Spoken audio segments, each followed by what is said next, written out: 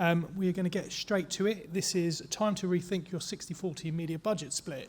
I'd like to welcome up to the stage Omar Oakes, editor of The Media Leader, and he'll be joined by Ross Sargent, head of media at Asahi Europe and International.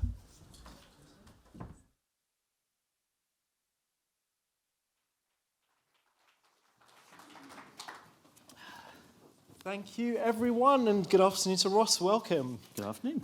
So, Ross, let's get right into it. Do you want to explain who you are, what you do at Asahi, and why Binet and Peterfield are wrong? Ouch. My name is Ross Sargent. I am the Global Head of Media and Touchpoints at Asahi Europe International. We are the third biggest brewer in the world. I am the bit out of Australia and out of Japan. So we have, you may know us in the UK as Peroni Nostra Azzurra and Grolsch and Asahi Super Dry, London Pride, etc. It's my job in the business to be questioning, to be querying, and to be skeptical, which is the reason why we're doing this today. So maybe for the uninitiated, which includes myself, if I'm honest, explain what you mean by the 60-40 media budget split. Yep. So I went away for quite a while, and I came back to England about four years ago. And I actually went to an agency, and the agency spoke about this law, this absolute God-given law that from now on, those pesky Google people who were meeting the boards of all of our clients now only get 40% of the spend, and fortunately, ad agencies and media agencies get 60% of the spend. That's not what the paper says, by the way, as I think we all know. So the rule that we've received, and now I've been a client most of my life, the rule we've received and the rule we keep on getting told by the agencies is it's very, very simple. It's 60-40, and that's it. 64% of your spend should be spent on what we call and term long-term brand building, whereas 40% of your spend should be on short-term sales driving.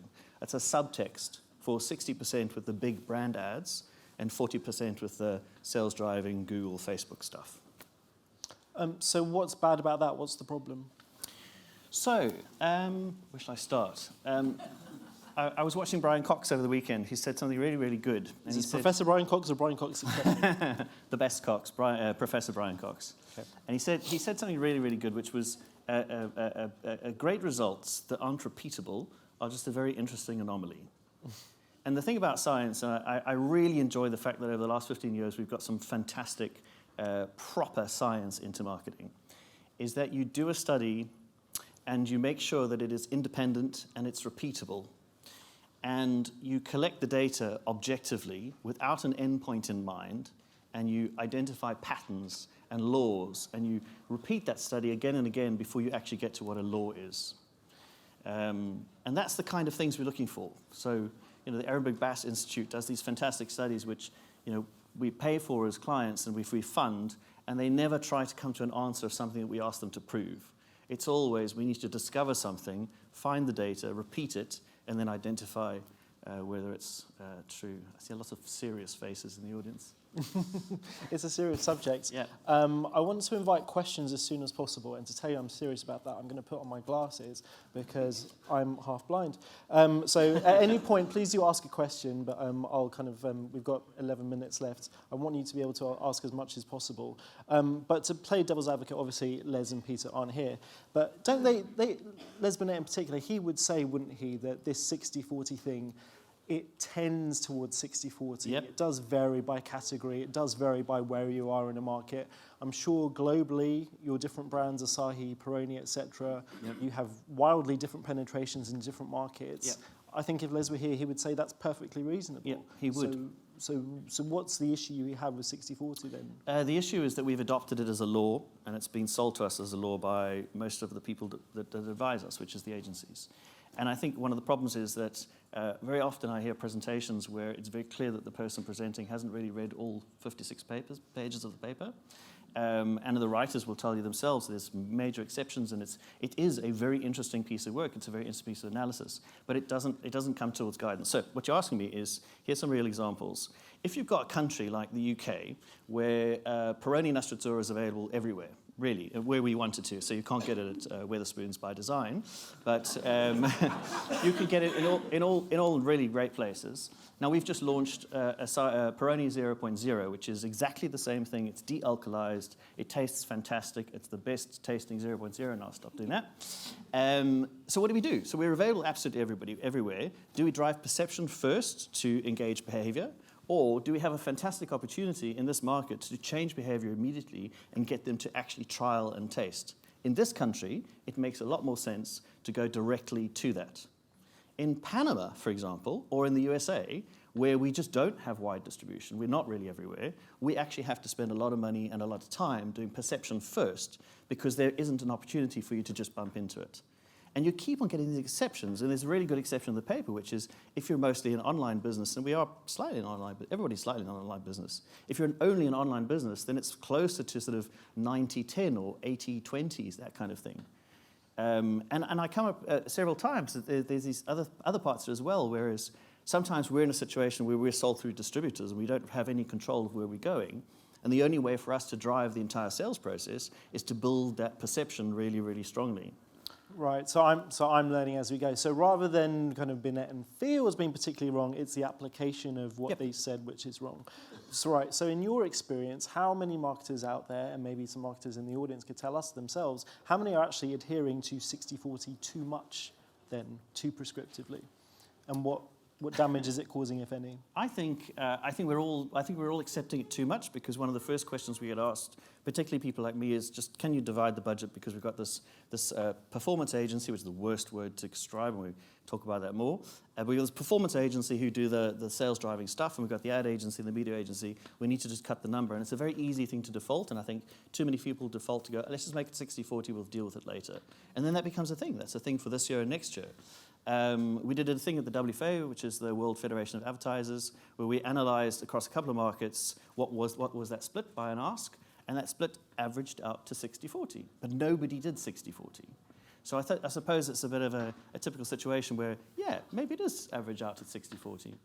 But I think the whole point is, though, is that doesn't, whether behaviour changes perception or whether perception changes behaviour is a very difficult thing to answer based on simply whether it's performance marketing or brand marketing. The thing that I really enjoy, and I don't know if anybody else has been involved in the attention work, is we're piloting 3 projects in Australia at the moment where we're doing no attention, low attention, and high attention. And it turns out that when we're doing hard sales driving work, most of the stuff gets low or no attention, in which case it does a perfectly good branding job.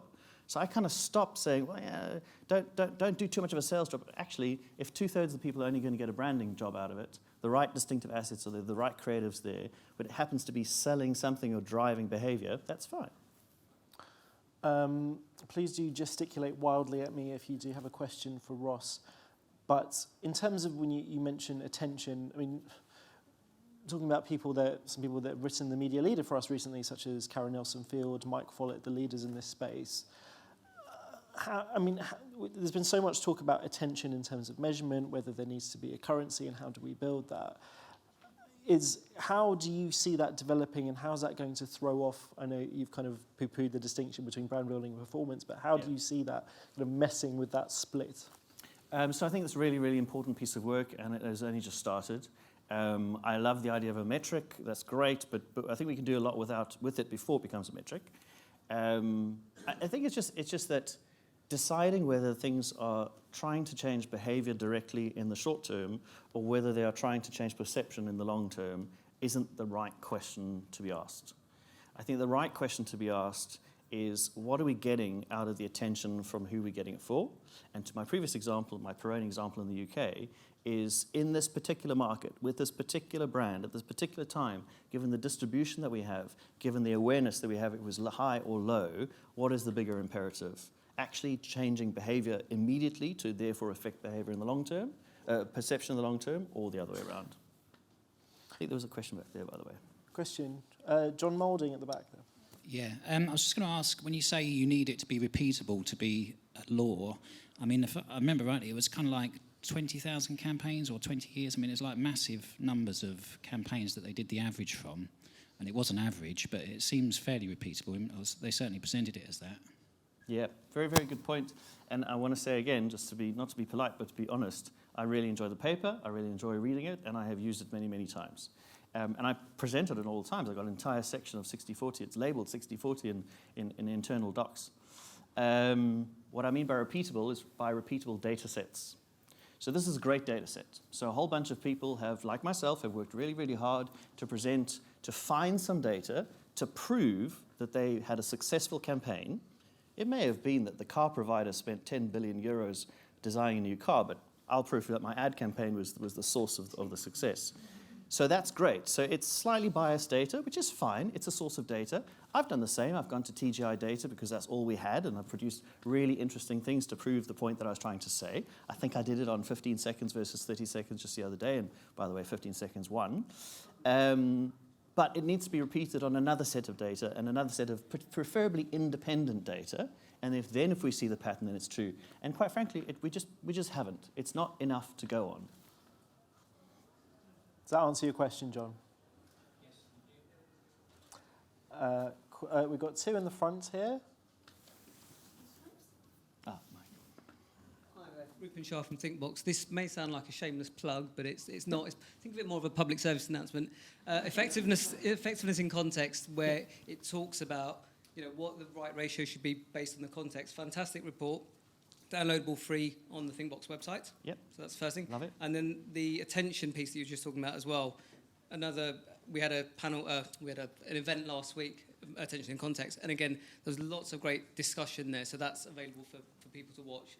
So forgive the plug, but hopefully that will be useful. And I couldn't agree with you more. It's multiple sources of information. And the point is it's way more complex than a binary this or that. Yeah. There's another question here. Pass the mic down. And since we're plugging things, you can read Asahi Gar's excellent report on the attention conference last week on the media leader right now. Hey, Ross, I was going to ask you about activation. So when it comes to your media agency, is that split out in terms of brand and demand, or do they activate like both for you? So in the West, they are very divided. In China and Asia, there is no definition. So I know there's a lot of Dentsu people here today. So Dentsu in the entire East, it's difficult to discuss a difference between that. And also because of most of what we would call broadcast is delivered programmatically anyway. In the East, particularly in China, we have every single piece of communication has a behavioral change in it at the same time, for a small percentage. So even our TV ad will have a behavioral change, a QR code that actually 0.5% of people respond to. That's your behavioral change, which is fantastic. We work with different partners here. So particularly in the UK, we work with different partners. Some are really, really excellent at understanding broadcast. It is. I've been doing it for 20 years. It's an art. It's a trade. But it's really good. And they're different skill sets really. I mean, I think you need to be really excellent at the whatever we call activation or performance, and that word activation is a weird one.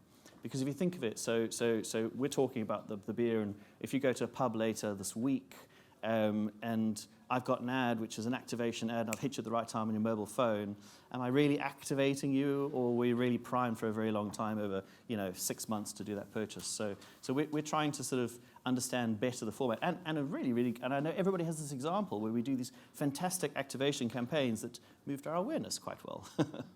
Yeah. So I think, yes, there is a respectable difference because there are different companies, but we're finding that the different agencies are actually doing either one's job sometimes. So what advice would you have for people in the room, people outside the room who are having these conversations with, as you described, your agencies who may be too prescriptive in terms of follow this? What do they need to be armed with to kind of have better conversations? Number one is skepticism. So we've all got to be honest here. If a media agency or an ad agency which makes no commission from Facebook and Google says to you, Facebook and Google is not such a good idea, we really think that, Snapchat's fantastic because we've got to deal with them. Or TV's fantastic, or outdoors really, really marvelous. That's fine, that's okay. If I was selling you a BMW and you asked me for an Audi, I might just try and sell you a BMW. We just got to take that. So a bit of skepticism where it comes from.